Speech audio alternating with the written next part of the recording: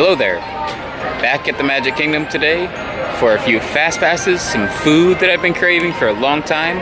But first, have I ever mentioned how much I love the theatrics of this reveal? Approaching the train station, you can't see anything but the train station. Then you go under the archway, past the historic sign. Look at all of the attraction posters. Some more outdated than others. Get this gorgeous look at Main Street. Come past the Emporium, and there she actually is. You finally get to see it. The build-up, the slow theatrical reveal of the towering Cinderella Castle down Main Street.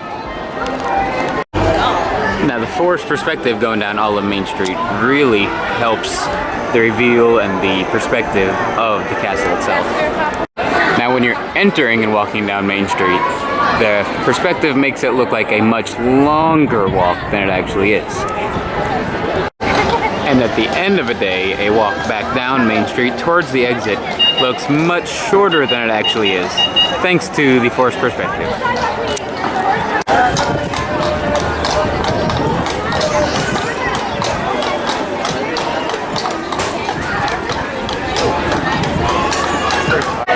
Now, of course, always be sure to take some time and look up at the names above Main Street. They all have some sort of significance in the history of the Walt Disney Company or Walt Disney World itself. Some may be more obvious than others. My favorite of which were the first two I showed you above the House of Magic. Those two being Mark Davis, my favorite Imagineer, and Claude Coates.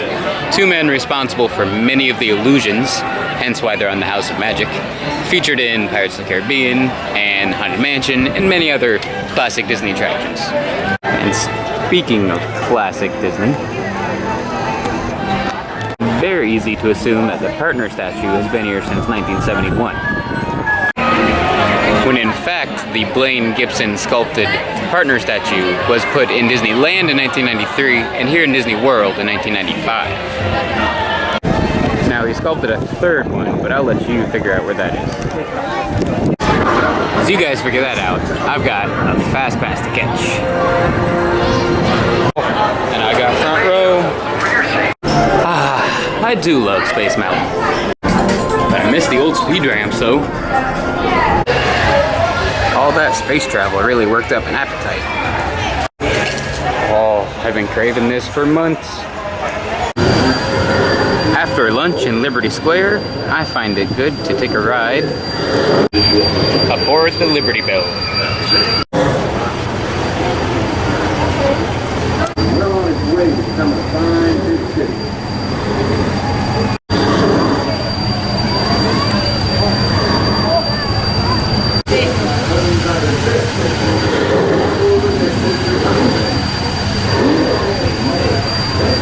There's mountains poking up in the sky over there.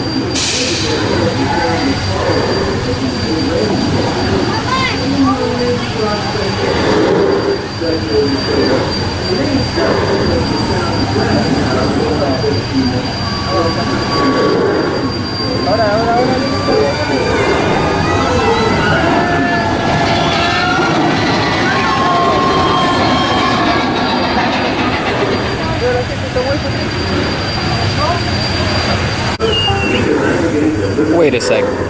This isn't Pirates of the Caribbean.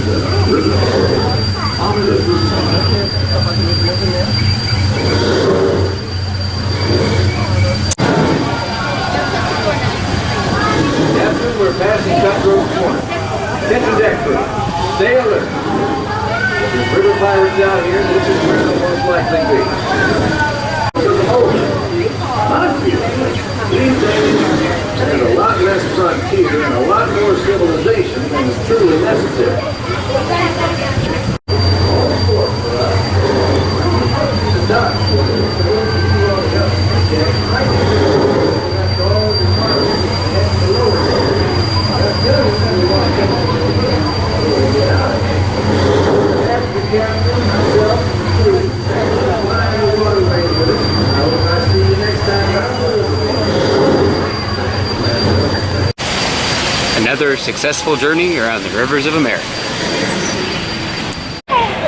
Now, of course, I came in with a plan. I had my fast pass for Space Mountain. I really wanted to get that waffle sandwich over at Sleepy Hollow, and I've got fast passes for much later today.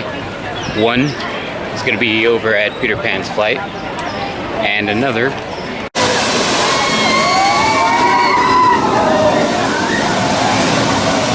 right here at the Seven Dwarfs Mine Train. Aside from that, I'm just kind of letting the Disney winds guide me, you know? I got done eating and then I saw the Liberty Belle was about ready to depart. So I went and got on the Liberty Belle. Haven't done that in a couple years. And now I find myself just kind of roaming about Belle's Village. I've yet to check out Gaston's Tavern. Probably not gonna buy anything, but let's go in and see what they got.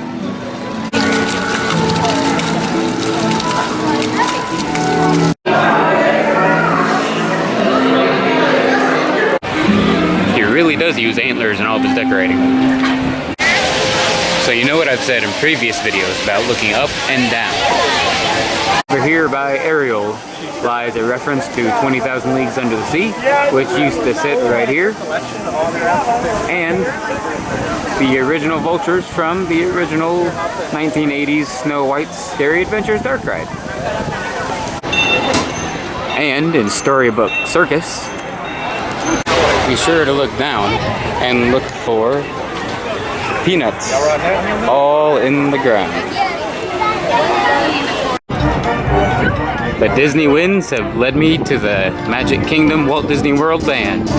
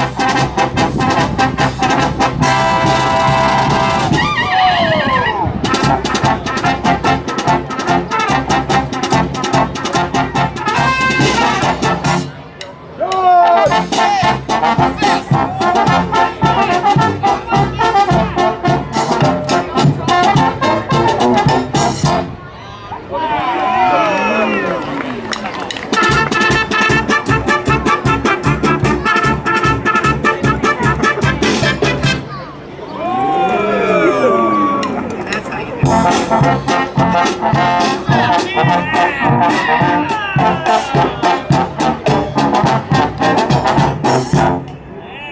on, guys!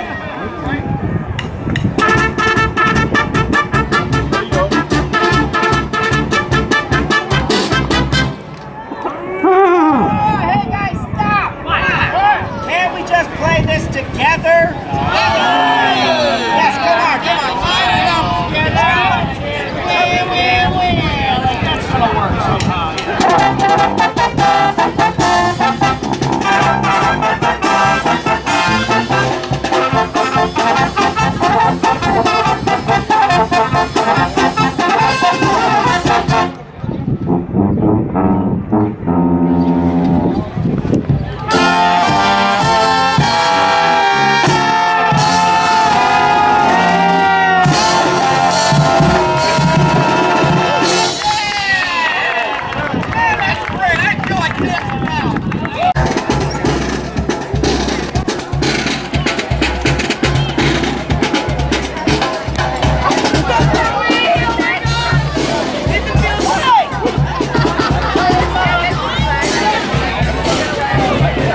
Well, that was too good. The Disney winds are being very kind to me today. Cannot complain about them.